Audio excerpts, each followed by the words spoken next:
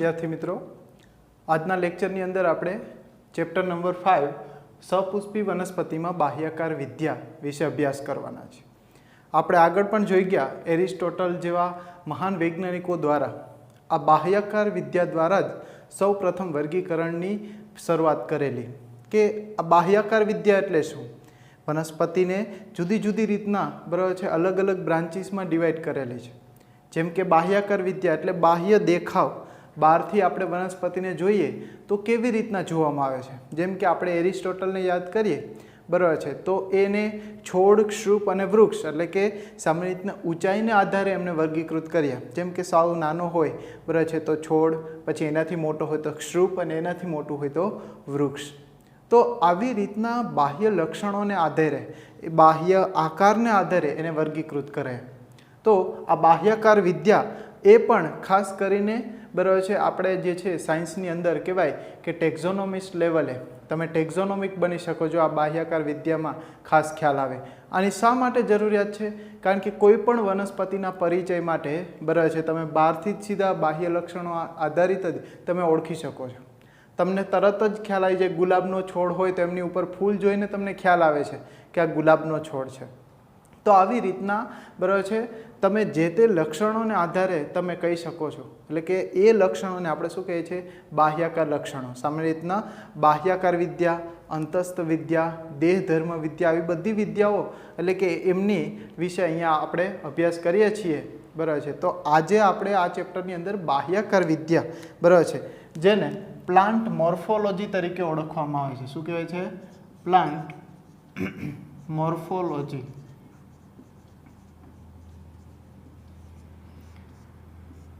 बराबर है। Plant morphology अंदर जोए तो कोईपण वनस्पति लाक्षणिक रचना केवी होय तो लाक्षणिक एटले शुं तो के एमनी अंदर रहेला मेन मुख्य लक्षणों छे एमनी अंदर जोवा मळता होय। तो आपणे एवी वनस्पतिनी वात करीए के मुख्यत्वे वनस्पति होय कोईपण तो एनी अंदर एक तो हवाई भाग होय अने बीजो जे छे ए भूमिगत भाग होय। तो आ बे प्रकारे बराबर छे जे ते वनस्पतिना भागनी अंदर जेम के आ जमीन छे बराबर छे अने जमीननी जे छे आ उपरनो भाग आपणे लईए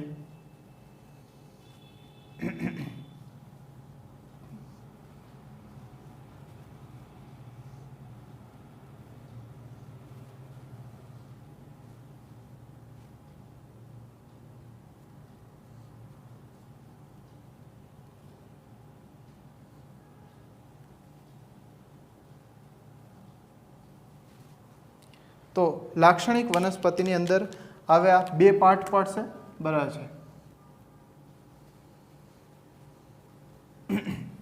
हवे एमनी अंदर आपणे बे भाग कीधा, एक तो शुं छे नीचेनो एटले के जमीनथी नीचेनो भाग जेने भूमिगत भाग तरीके ओळखवामां आवे छे। भूमिगत भाग अने जे उपरनो छे एने हवाई भाग तरीके ओळखवामां आवे छे। सामान्य रीतना वनस्पतिना जे भूमिगत भाग छे ए केनी रचना करशे तो वनस्पतिना बराबर छे हवाई भाग छे ए प्ररोह तंत्र अने भूमिगत भाग छे ए मूळ तंत्र। आपणे बधाने ख्याल ज होय छे के वनस्पतिना मूळ क्यां होय तो के जमीनमां बराबर छे अने सामान्य रीतना प्ररोह एटले के एनो उपरनो जे भाग छे एने प्ररोह तंत्र तरीके ओळखवामां आवे छे। तो आ याद राखीशुं।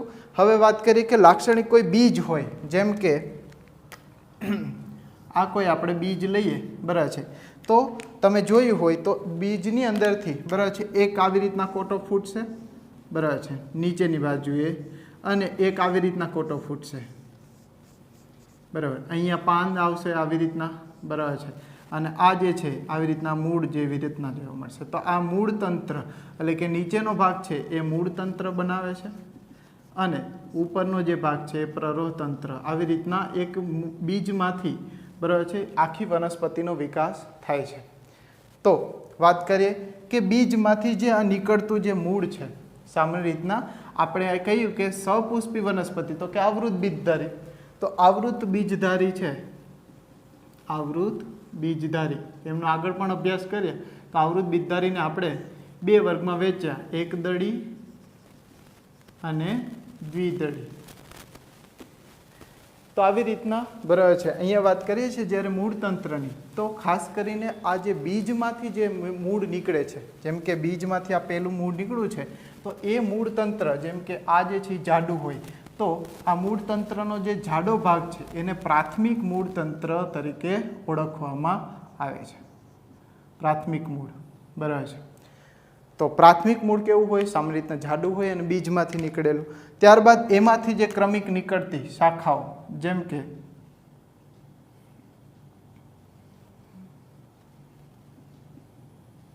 આ જે નીકળશે એમને આપણે શું કહીએ? તો કે દ્વિતીયક મૂળ તરીકે ઓળખીએ છીએ.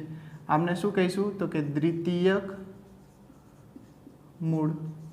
અને એમાં ક્રમિક પછી ધીરે ધીરે નાના નાના પતલા પતલા એમાંથી પણ બરાબર છે આવા નાના નાના નીકળશે, જેને આપણે શું કહીએ છીએ? તો કે તૃતીયક મૂળ. તો આવી રીતના પ્રાથમિક, દ્વિતીયક અને તૃતીયક મૂળ,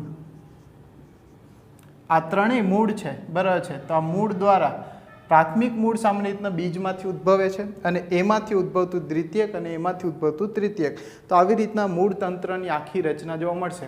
તો અહીંયા મોટા ભાગે વનસ્પતિને બરાબર છે આપણે 3 ભાગમાં વહેંચીએ છીએ: મૂળ, પ્રકાંડ અને પર્ણો.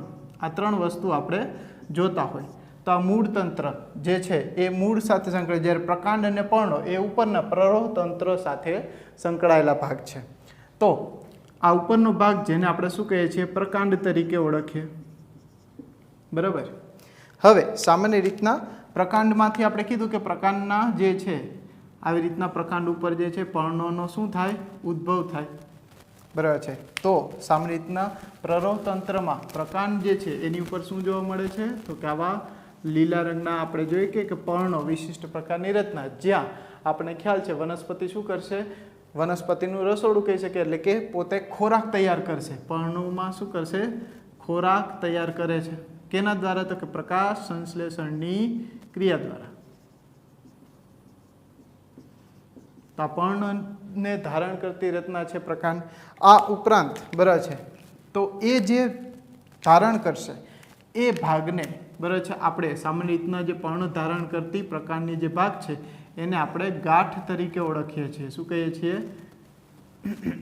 એને ગાંઠ તરીકે ઓળખીએ, અથવા તેને નોડ કહેવાય ઇંગ્લિશમાં બરાબર છે. આ ઉપરાંત હવે એક આ ગાંઠ થઈ, એવી રીતના બીજી જગ્યાએ જે પર્ણ ઉદ્ભવશે બરાબર છે, તો એ જે શાખા નીકળી બરાબર છે,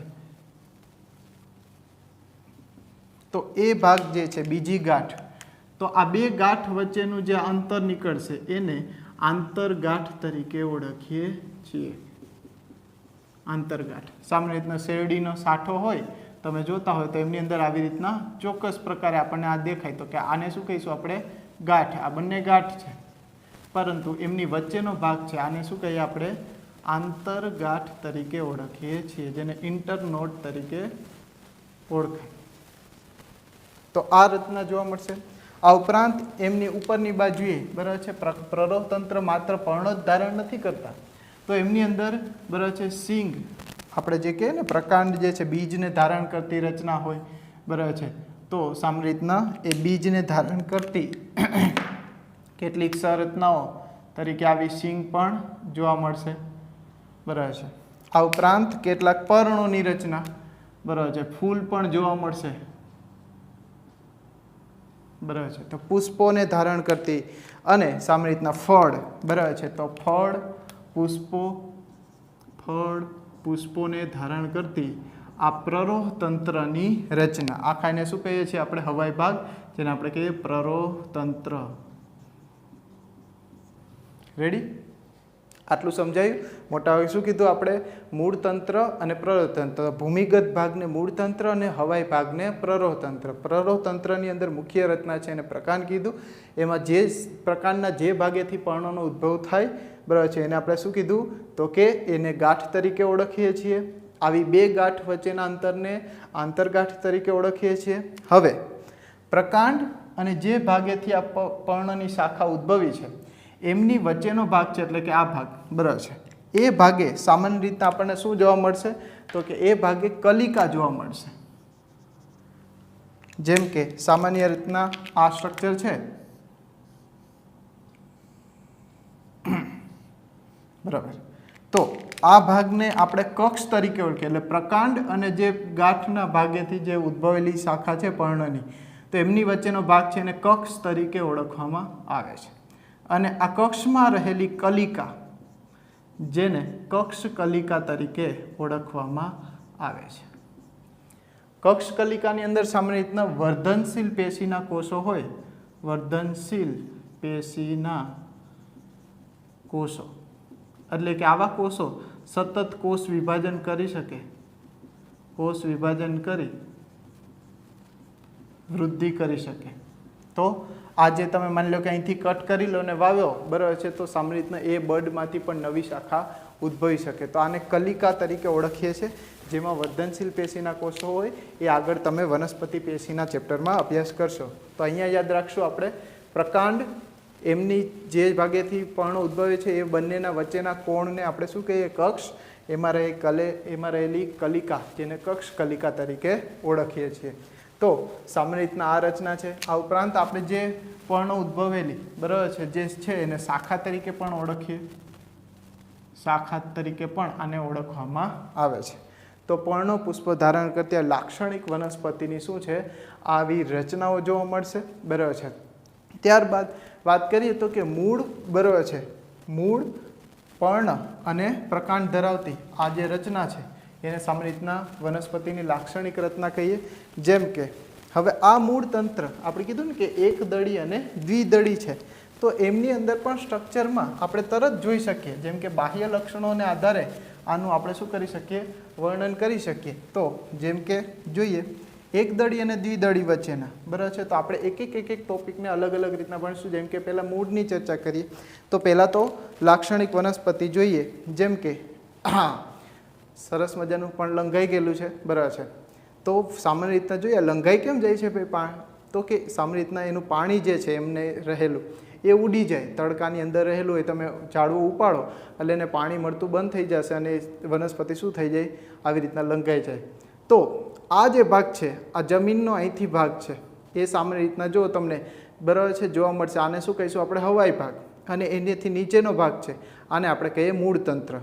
હવે તમે બહુ સરળતાથી જોઈ શકો કે આ વચ્ચેનું જે મૂળ છે, જો આમાંથી, તો બીજ એકચ્યુઅલી અહીંથી ઉદ્ભવ્યો છે, આ પ્રરોતંત્ર અને અહીંથી મૂળ તંત્ર. તો પ્રાથમિક મૂળ હંમેશા જાડું છે, બરાબર છે, અને એમાંથી નીકળતા આવા દ્વિતીયક અને તૃતીયક તંતુ, બરાબર છે, જોવા મળે છે. તો આ મૂળ તંત્ર થયું. તો આવું મૂળ તંત્ર, જેમ કે આ સોટી જેવી રચના છે, તો આ જે મૂળ તંત્ર એ દ્વિદળી વનસ્પતિની ખાસિયત છે, સોટીમય મૂળ તંત્ર. જેમ કે આ પ્રકાર જે છે મૂળ તંત્ર, એમની અંદર આવું પ્રાથમિક મૂળ જોવા મળશે અને એમાંથી ક્રમિક, બરાબર છે, આવા દ્વિતીયક, બરાબર છે, અને દ્વિતીયકમાંથી આવા તૃતીયક મૂળનો નીકળશે. તો આ પ્રાથમિક મૂળ. તો આવી જે રચના છે. જ્યારે આ પ્રકાંડ છે, બરાબર. હવે સામાન્ય રીતના એક દળીની અંદર શું થાય? તો કે જે આ પ્રાથમિક મૂળ છે ને એ અલ્પજીવી હોય. કેવું હોય? અલ્પજીવી. એટલે સીધા જ એમાંથી આવી રીતના તંતુ, તાતણા જેવી રચના મૂળ નીકળશે, બરાબર છે. તો આને આપણે તંતુમય મૂળ કહેવાય. શું કહેવાય? તંતુમય મૂળ, બરાબર છે. જેમાં પ્રાથમિક મૂળ કેવું છે? મૂળ એ અલ્પજીવી છે. કેવું છે? અલ્પજીવી. એટલે કે બહુ થોડુંક હોય, એમાંથી તંતુ નીકળશે. તો સામાન્ય રીતના આપણે વનસ્પતિને તરત ઓળખી જઈએ. માની લો કે તમે છોડવો ઉપાડો તો તમને ખ્યાલ આવી જાય કે આ દ્વિદળી છે કે એકદળી છે. તો જેમ કે આ એક્ઝામ્પલ જો, આ વનસ્પતિ, આ બંનેમાં ડિફરન્સ લાગે છે. જેમ કે અહીંયા તમે જો આ પ્રકાંડ છે, સીધા તંતુ જ નીકળે છે. તો આ કેવી છે? એકદળી. જ્યારે આ સોટીમય રચના છે, એમાંથી પ્રાથમિક અને દ્વિતીયક, પ્રાથમિકમાંથી દ્વિતીયક, તૃતીયક મૂળ નીકળ્યા, જેથી કરીને આને આપણે શું કહીએ છીએ? આ લાક્ષણિક મૂળતંત્રને સોટીમય મૂળતંત્ર કહીએ છીએ. તો આ દ્વિદળીનું લક્ષણ છે, આ એકદળીનું લક્ષણ છે. આ પહેલું કેરેક્ટરિસ્ટિક જે એકદળી અને દ્વિદળીને ઓળખી શકીએ. બીજું મેં તમને આગળ પણ લેક્ચરમાં સમજાવેલું છે, પ્રેક્ટિકલ લેક્ચરની અંદર. જેમ કે એના પર્ણો, જેમ કે આમાં શિરા વિન્યાસ તમને જોવા મળશે. જ્યારે આના પર્ણ જો એકદમ, બરાબર છે, સ્ટ્રેટ છે, તો આને સમાંતર શિરા વિન્યાસ કહીએ. તો પણ પર્ણ ઉપરથી પણ ખબર પડી જાય કે આ એકદળી વનસ્પતિ છે, આ દ્વિદળી વનસ્પતિ છે. તો આવી જે છે સામાન્ય રીતના કહેવાય ઘાસની અંદર, મોટાભાગના ઘાસ છે એમાં એકદળી વનસ્પતિઓ, બરાબર છે, નો સમાવેશિત થાય છે. તો આવી ઘાસની જે રચના છે, ખાસ કરીને, બરાબર છે, આ બે રચનાની આપણે વાત કરી. હવે આગળ વધીએ, બરાબર છે. તો મૂળ તંત્રની અંદર આપણે કીધું સોટીમય અને આ જે છે તંતુમય મૂળ તંત્ર. મૂળના કેટલાક લક્ષણો હોય છે એના વિશે વાત કરીએ, બરાબર છે. તો આ ખ્યાલ આવી ગયો તમને, બરાબર છે. એકદળી અને દ્વિદળીમાં સોટીમય મૂળતંત્ર અને તંતુમય મૂળતંત્ર. આ જે છે હવે એ જ પ્રકારને આપણે, બરાબર છે, જે તંતુમય મૂળતંત્ર છે, બરાબર છે, એની વાત કરીએ તો સ્થાનિક અને અસ્થાનિક મૂળતંત્ર એવો બે મૂળને ભાગ પાડવામાં આવે છે. તો એની અંદર વાત કરીએ સ્થાનિક અને અસ્થાનિક મૂળતંત્ર.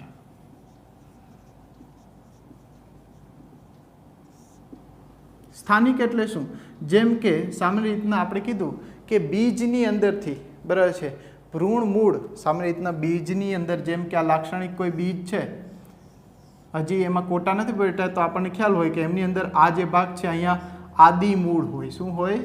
આદિ મૂળ, બરાબર છે, અથવા તો ભ્રૂણ મૂળ તરીકે પણ એને ઓળખવામાં આવે છે. એમાંથી, બરાબર છે, કોટો ફૂટશે, સેલ કોષ વિભાજન કરી એનું ધીરે ધીરે આવી રીતના કોટો ફૂટશે, બરાબર છે. તો આદિ મૂળમાંથી જે મૂળ વિકસે છે, તો ભ્રૂણ મૂળમાંથી જે વિકસે છે, બરાબર છે, એવા મૂળને, બરાબર છે, એટલે કે ભ્રૂણ મૂળમાંથી વિકસતા મૂળને, બરાબર છે, સ્થાનિક મૂળ તરીકે ઓળખવામાં આવે છે. જ્યારે અસ્થાનિક એટલે કે ભ્રૂણ મૂળ સિવાયના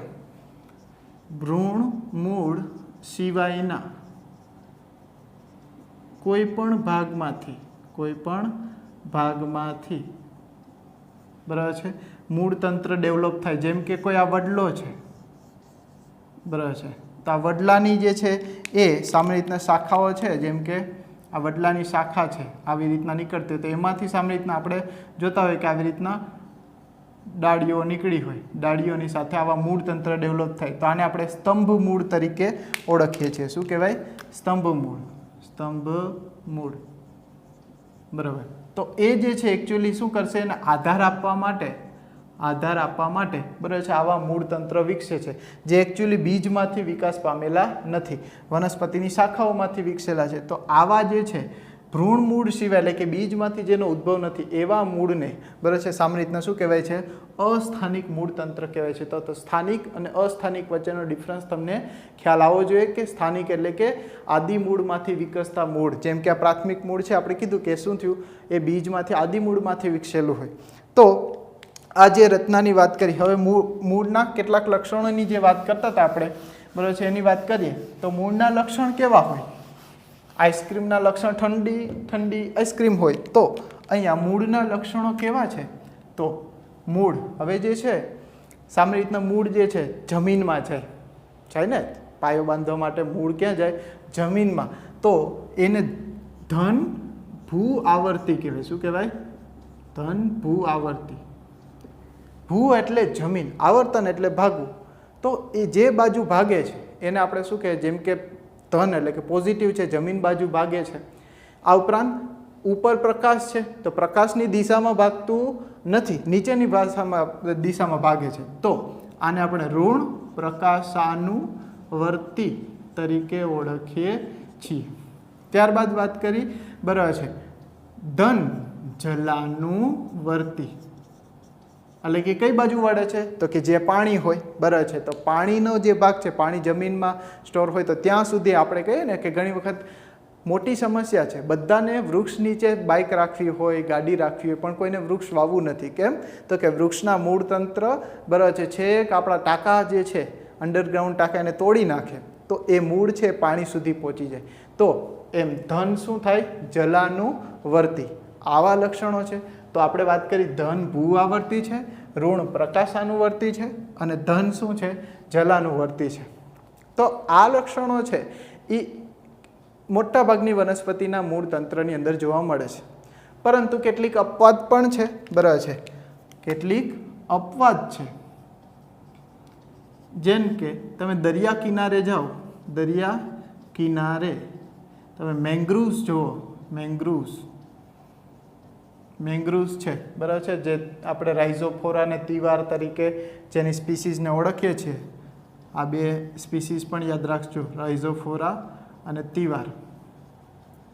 તો એ જે છે એમની અંદર શું હોય તો કે એ વનસ્પતિની અંદર જેમ કે આ મેંગ્રુવ્સ છે, બરાબર છે, તો આ મેંગ્રુવ્સની અંદર એ સામાન્ય રીતના ખારા દરિયાની ખારાશવાળી જમીનની અંદર જોવા મળશે. ક્યાં જોવા મળશે? દરિયાઈ ખારાશવાળી જમીનમાં. ખારાશવાળી જમીનમાં. તો આ ખારાશવાળી જમીનમાં વનસ્પતિ ઉગે છે તો એ શ્વસન કરી શકશે નહીં. તો એ શ્વસન માટે શું કરશે? તો આવા જમીનમાંથી આવી રીતના આમ ઉપર આવી રીતના શું નીકળશે? તો આમ તમે કોઈ વનસ્પતિ જે છે મેંગ્રુવ્સ એની ફરતી બાજુએ તમે જુઓ તો આવી રીતના તમને આવા મૂળતંત્ર દેખાય, જમીનમાંથી બહાર નીકળેલા મૂળતંત્ર. અને એ મૂળતંત્ર જેમ કે આ જે મૂળ છે એમની અંદર છિદ્રો હોય. શું હોય? છિદ્રો, જેને આપણે શ્વસન છિદ્ર તરીકે ઓળખીએ. શ્વસન છિદ્રો. અને આ મૂળને શ્વસન મૂળ તરીકે ઓળખીએ છીએ. તો આના દ્વારા એ શું કરશે? વાતાવરણમાંથી શ્વસન લઈ, બરાબર છે, શ્વસન કરવા માટે વનસ્પતિ શ્વસન આના દ્વારા કરશે. એટલે આવા મૂળને શ્વસન મૂળ તરીકે કીધું. હવે આની દ્રષ્ટિએ વિચારીએ તો એ તો જમીનમાંથી શું થાય છે? વિરુદ્ધ દિશામાં. તો આના માટે વિચારીએ ત્યારે કેવા લક્ષણો આવે? તો ઋણ ભૂઆવર્તી, બરાબર છે, ધન પ્રકાશાનુવર્તી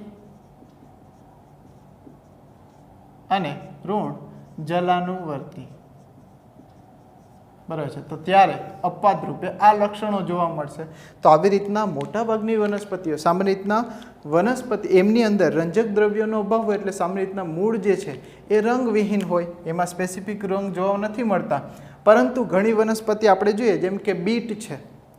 તમે બીટ જો તો કે એકદમ સરસ મજાનું બીટ તો લાલ લાલ કલરનું હોય. તો એ જે તે વનસ્પતિ એનો ખોરાક જે છે ત્યાં સંગ્રહ કરેલો હોય, બરાબર છે. તો આવી રીતના ખોરાક સંગ્રહ તરીકે આવા રંજક દ્રવ્યો આવેલા હોય. બાકી મોટાભાગના મૂળ છે એ કેવા જોવા મળતા હોય? રંગવિહીન જોવા મળતા હોય. તો આ એક લાક્ષણિક વનસ્પતિના મૂળની વાત કરીએ આપણે. મૂળનું જે છે સામાન્ય રીતના કાર્ય કહેવાય. મૂળનું કાર્ય શું થાય? તો કે એક તો જમીનમાં સ્થાપન કરવું, જમીનમાં વનસ્પતિનું સ્થાપન કરવું. અને બીજું પાણીનું શું કરશે? પાણી પોષક દ્રવ્યોનું શું કરશે? તો કે શોષણ કરશે. તો આ એક આપણે આજે જે વાત કરી, બરાબર છે, આ લાક્ષણિક મૂળતંત્રની, બરાબર છે. તો લાક્ષણિક મૂળતંત્રની અંદર, બરાબર છે, મોટાભાગે આપણે કીધું કે સૌપ્રથમ મૂળ છે કેમાંથી? ભ્રૂણમૂળ અથવા આદિમૂળમાંથી નીકળતા હોય છે. તો બીજના ભ્રૂણમૂળમાંથી નીકળેલા મૂળતંત્રને આપણે શું કહેતા હતા? સ્થાનિક મૂળતંત્ર, અને જેને પ્રાથમિક મૂળ તરીકે ઓળખીએ. આ પ્રાથમિક મૂળમાંથી ક્રમિક દ્વિતીયક અને તૃતીયક નાના મૂળ નીકળી આવે છે. આ મૂળ જે છે એનો જે છે જમીનનો ભાગ જે છે મૂળતંત્ર, અને વનસ્પતિનો ઉપરનો ભાગ જે હવાઈ ભાગ જેને પ્રરોહતંત્ર તરીકે આપણે ઓળખ્યા. પ્રકારનો જે ભાગેથી પર્ણોનો ઉદ્ભવ થાય એને આપણે ગાંઠ કહીએ. અને આવી બે ગાંઠ વચ્ચેના ભાગને શું કીધું? આંતરગાંઠ તરીકે વિકસાવીએ. ગાંઠના ભાગે, બરાબર છે, પ્રકાંડ અને શાખાને વચ્ચે, બરાબર છે, જે કોણ રચાય છે એને આપણે શું કીધું? કક્ષ તરીકે ઓળખીએ. એ કક્ષમાં રહેલી જે કલિકા છે એને આપણે કક્ષ કલિકા તરીકે ઓળખીએ. કક્ષ કલિકા સામાન્ય રીતના વર્ધનશીલ પેશીના કોષો ધરાવે છે, જેથી કરીને સતત કોષ વિભાજન કરી નવી શાખાનો ઉદ્ભવ પણ કરી શકે છે. સામાન્ય રીતના પર્ણો જે છે પ્રકાશ સંશ્લેષણ સાથે સંકળાયેલા છે અને ખોરાક તૈયાર કરે છે. આ ઉપરાંત પ્રરોહતંત્રની અંદર પર્ણો, પુષ્પો, ફળ આ બધાને શું કરે છે? ધારણ કરે છે. આ ઉપરાંત જે વનસ્પતિની જે આગળનો ભાગ છે, અહીંયા જે કલિકા આવશે એને અગ્ર કલિકા તરીકે ઓળખવામાં આવે છે. તો વનસ્પતિની અગ્ર કલિકા, બરાબર છે, એપેક્સ તરીકે ઓળખવામાં આવે છે. તો આ જે ભાગ છે એ અગ્રકલિકા તરીકે ઓળખાય. તો અગ્રકલિકા અને કક્ષકલિકા એમાં બંનેમાં વર્ધનશીલ પેશીના કોષ હોય, જેથી કરીને વનસ્પતિ પોતાની વૃદ્ધિ કરી શકે. તો આ જે રચનાની વાત કરી, ત્યારબાદ આપણે કીધું કે મૂળતંત્ર. તો કે સામાન્ય રીતના પ્રાથમિક મૂળ જે છે દ્વિદળી વનસ્પતિની અંદર પ્રાથમિક મૂળ, બરાબર છે, વિકસે છે અને જાડું બની સોટી જેવી રચના બનાવે એટલે એને સોટીમય મૂળતંત્ર કીધું. Tap root system. જ્યારે એકદળી વનસ્પતિની અંદર આપણે કીધું કે પ્રકાંડનું જે છે એ કેવું છે? અલ્પજીવી છે, બરાબર છે, અને સામાન્ય રીતના કેવું છે? તંતુયુક્ત ગુચ્છા જેવી રચના જોવા મળશે. તો એને આપણે શું કહીએ છીએ? એકદળી વનસ્પતિ. સામાન્ય રીતના આ એકદળી અને દ્વિદળી, બરાબર છે, આવૃત બિજધારીના બે ભાગ છે જેની વાત કરી. એના લક્ષણોની વાત કરી કે મૂળ છે મોટાભાગે ધન ભૂ આવર્તી બરાબર છે, ઋણ પ્રકાશાનુવર્તી અને ધન જલાનુવર્તી હોય, પણ અપવાદ તરીકે મેંગ્રુવ્સ જે દરિયા કિનારે ઉગે છે એ સામાન્ય રીતના આનાથી વિરુદ્ધ જાતના લક્ષણો જોવા મળે છે. તો આજના લેક્ચરની અંદર આપણે વનસ્પતિ બાહ્યાકાર વિદ્યાનો અભ્યાસ કર્યો બરાબર છે કે મુખ્ય લાક્ષણિક રચનાઓ કેવી હોય, આના વિશિષ્ટ પ્રકારના જે લક્ષણો છે. આ ઉપરાંત અહીંયા જુદા જુદા પ્રકારના જેમ કે પુષ્પો આપણે આગળ ભણી ગયા કે આવૃત બીજધારી પુષ્પ હોય, પણ એ પુષ્પના ચક્રો જે છે આપણે કીધું 4 ચક્રો હોય, એના બધા વિશે સ્ટ્રક્ચર જે છે કેવું હોય છે બરાબર, એના પ્રકાર કેવા છે, મૂળના પ્રકાર કેવા છે, મૂળમાં કેવી રીતના કાર્યો કરે છે, મૂળ પ્રકારને પર્ણ બરાબર છે, આ ઉપરાંત લાક્ષણિક રચના પુષ્પ, આ બધાનો આપણે વિશેષ ને વિશેષ રીતે અભ્યાસ કરશું. જો આ બાહ્યકાર વિદ્યા અત્યારે તમે સમજશો તો ફ્યુચરની અંદર માની લો કે બોટની પોર્શન આવશે, વનસ્પતિ શાસ્ત્ર એટલે કે બોટની, એમાં બાહ્યકાર વિદ્યા તમે રાખી અને ટેક્ઝોનોમિક બની શકો છો. આપણે આગળ પણ વાત કરી હતી કે ટેક્ઝોનોમી લેવલે બરાબર છે બાહ્યકાર વિદ્યા ખૂબ જ ઉપયોગી છે. તમે જોઈને જ કહી શકો આમ લક્ષણો કે આ પ્રકારનો શિરા વિન્યાસ છે બરાબર છે. તો આ બધાની આ બેઝિક પાયો છે. જો આ તમને આવડશે તો આગળ જતાં બોટની માની લો કે કોઈ રાખે તો આગળ જતાં એમને ખૂબ જ હેલ્પફુલ થઈ શકશે. તો આજે આ લેક્ચરમાં આટલું જ બરાબર છે. ફરી પાછા નેક્સ્ટ લેક્ચરની અંદર મૂળ તંત્રના બરાબર છે આગળના ટોપિક વિશે આપણે ચર્ચા કરીશું. તો થેન્ક યુ સો મચ.